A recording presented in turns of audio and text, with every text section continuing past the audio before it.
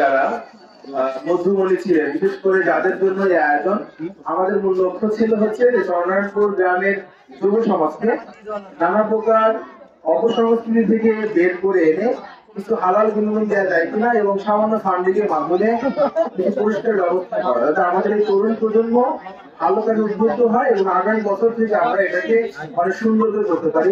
তো বিশেষ করে আমরা আমাদের গ্রামের যারা ছিল সকলের আমরা সহযোগিতা পেয়েছি, সবাইকে ধন্যবাদ জানাচ্ছি।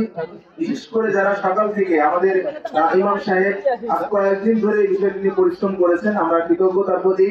এছাড়াও আর্থিকভাবে এই পুরস্কারটা পরিচালনা করার জন্য আমাদের প্রায় 4,000+ টাকা আসলে লেগেছে।